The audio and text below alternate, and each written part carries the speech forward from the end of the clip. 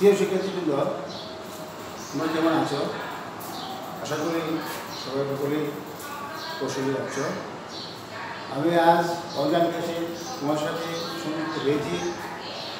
আজকে অনলাইন ক্লাসে আমি অজনা চক্রবর্ত সহকারী শিক্ষক কৃষক মানবিক সাহিত্য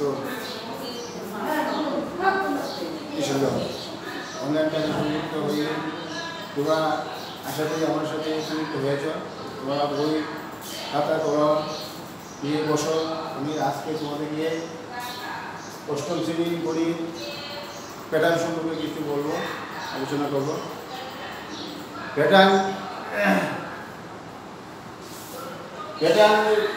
কি? প্যাটার্নটা তোমাকে জানতে হবে বইটির নির্দিষ্ট পর্দায় কোনো কিছু সাজানো। গণিতে নির্দিষ্ট পর্দায় প্যাটার্ন কি? গণিতে নির্দিষ্ট পর্দায় কোনো কিছু সাজানো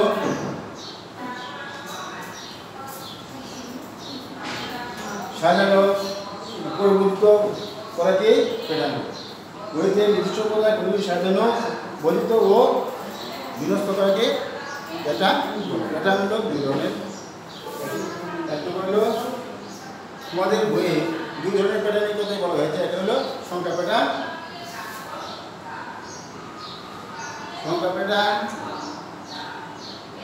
দুই নম্বর হলো জ্যামিতিক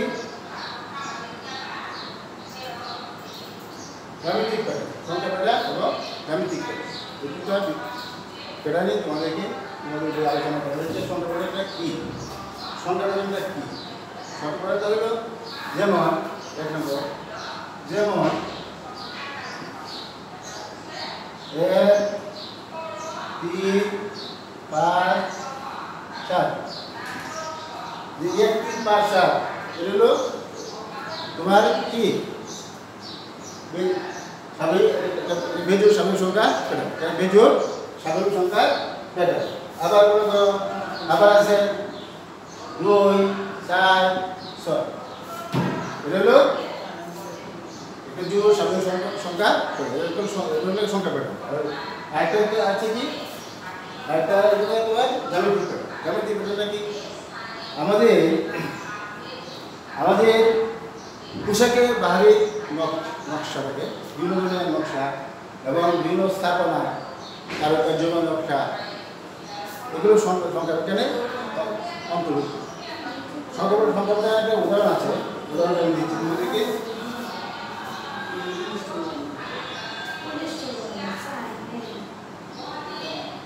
যেমন একটা ত্রিভুজ আছে, এখানে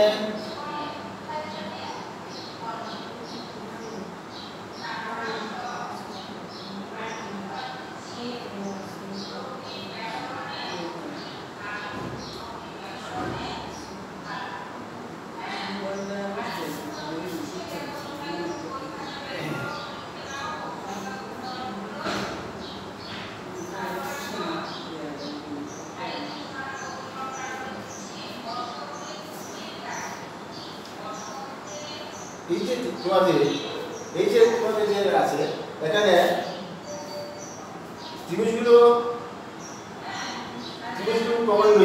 প্রমাণ নেই একটি করে ত্রিভুজ। এখানে একটা ত্রিভুজ, দুটা ত্রিভুজ, তিনটা ত্রিভুজ, এবার ত্রিভুজ প্রমাণ হয়ে বাড়তেছে। এই যে একটা করে বেড়ে যাওয়া যে একটা প্যাটার্ন, এটা হলো তোমার জ্যামিতিক প্যাটার্ন।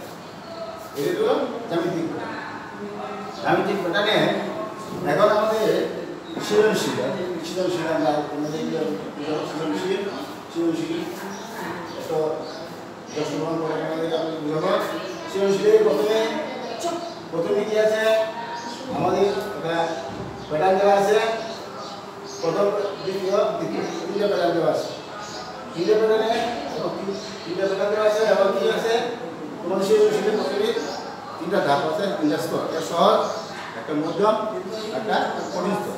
সহজ স্তরে তোমার প্যাটার্ন থেকে কষ্ট করা যায়। দ্বিতীয়ত তোমার কি সূত্র প্রয়োগ করতে হয়, আর চতুর্থ কঠিন স্তরটা সূত্র প্রয়োগ করে ব্যাখ্যা বিশ্লেষণ করে তোমাদেরকে দিতে হবে। প্রথমটা হলো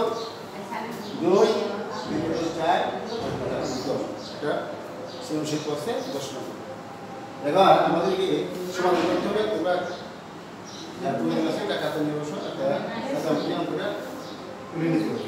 ক নম্বরে কি আছে দেখো, ক নম্বরে চৌদ্দ চিত্রে কাঠি সংখ্যা, চৌদ্দ চিত্রে দেশের কাঠি সংখ্যা নির্ণয় করো। চৌদ্দ চিত্রে দেখো, চৌদ্দ চিত্রে দেশের কাঠি সংখ্যা নির্ণয় করো।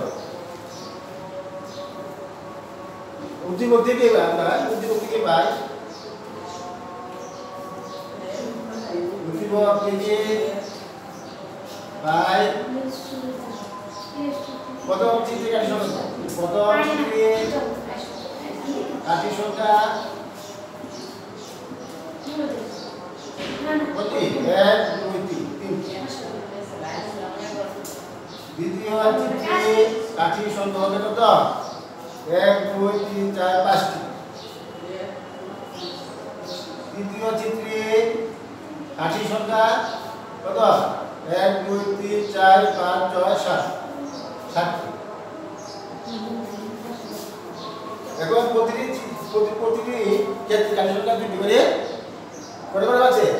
2 3 5 7 দুটি করে বৃদ্ধি পাচ্ছে। প্রতি ক্ষেত্রে দুইটি করে বৃদ্ধি পাচ্ছে, বৃদ্ধি পাচ্ছে। সুতরাং চতুর্থ চিত্রে কাঠি সংখ্যা হবে, সুতরাং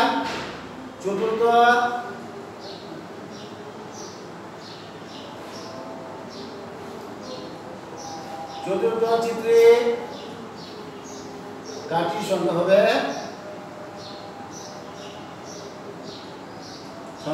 কতটি? 9টি। দুইটা করে বলতেছি। চতুর্থ চিত্রে একটা চতুর্থ চিত্র হবে, এটা কাঠি সংখ্যা হবে কত? 9টা। এটা আমরা তোমাদেরকে প্রমাণ করে দেখাবো। দ্বিতীয় তোমার বলে খাতায় তুলে নাও, যেমন দ্বিতীয় থেকে পেয়েছি। চতুর্থ চিত্রে কাঠি সংখ্যা দেবো 9টা, এটা 60টা আছে, আর দুটা দিলে তো নেবো 9টা হয়ে যাবে। সুতরাং আমাদের চতুর্থ চিত্রে কাঠি সংখ্যা দেবো 9টা। এরপর এটা গেল কি 2, 1 নম্বর। ক নম্বর?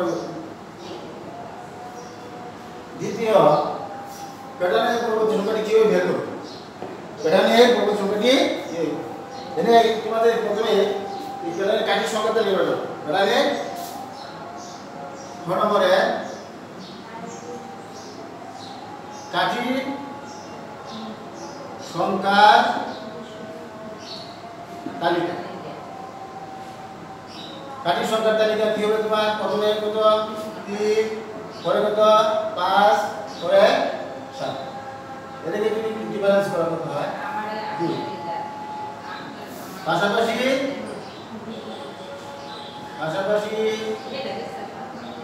দুইটি কাঠির পার্থক্য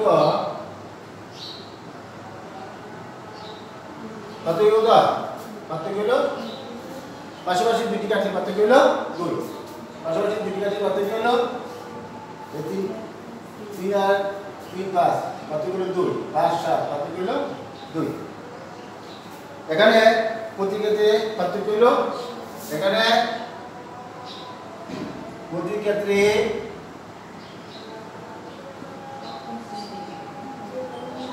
পার্থক্য কত? 2 এবং যাহা ক্রমবর্ধমান, যাহা কি ক্রমবর্ধমান,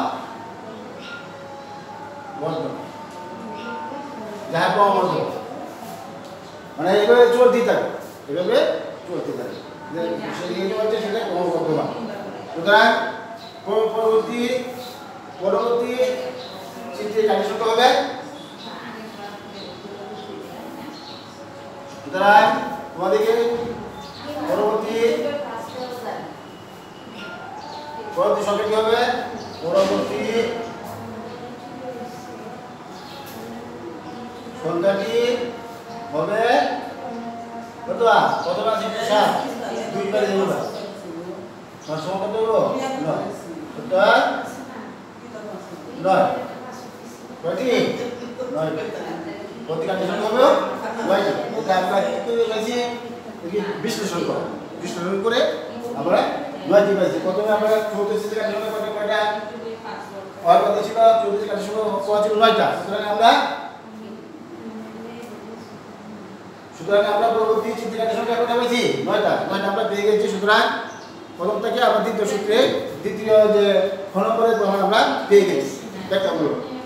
এরপরে দেখো তোমাদের ঘন করে কি বলছে দেখো, তোমরা খাতা তুলে নাও। ঘন করে কি বলছে? ঘনের শততম প্যাটার্নে কতগুলো কাটি? শততম প্যাটার্নে কতগুলো কাটি?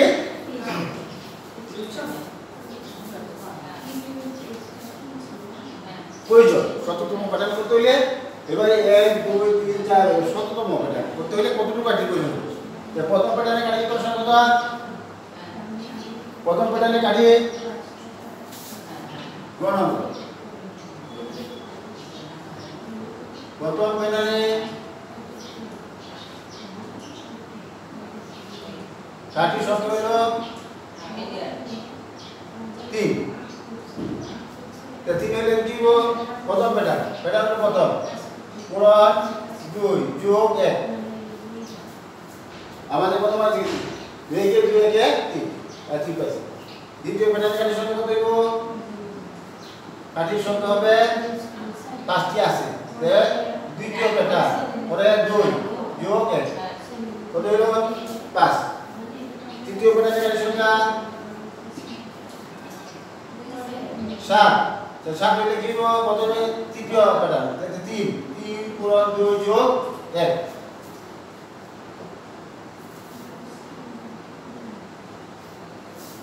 সুতরাং প্রথম প্যাটার্নে কাটির সংখ্যা কত হবে? কত হবে?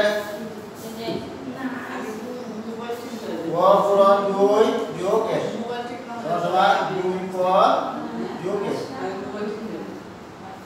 সুতরাং প্রথম প্যাটার্নে হইব 2 যোগ 1। সুতরাং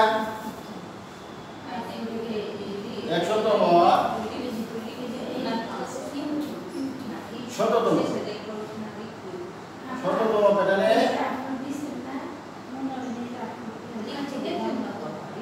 কাটির সংখ্যা হবে প্রথম প্যাটার্নে কাটির সংখ্যা হবে তোমার 2 পুরান মান হলো 100 যোগ 1 সমান 200 যোগ 1 সমান কত? 201। এখানে cos মান কত? এখানে cos মান হলো 100। উত্তর কি হবে? 201। শততম প্যাটার্নে কাটির সংখ্যা হবে 201। বন্ধুরা আমার প্রিয় শিক্ষার্থী বন্ধুরা, তোমরা অবশ্যই তোমরা যে সৃজনশীল 10 নম্বর যে অঙ্কটা আশা করি বুঝতে পেরেছ। পরবর্তীতে শততম প্যাটার্ন করে 100তম প্যাটার্ন এর থেকে বেশি যত 50তম প্যাটার্ন যতটুকু চাই অতটুকু তোমরা লিখতে পারো। সূত্র তৈরি করে সূত্র 80 তৈরি করে আমাদেরকে অঙ্কটা করতে হবে। আজকে তোমরা পরবর্তীতে বাড়ির কাজ করো। বাড়ির কাজে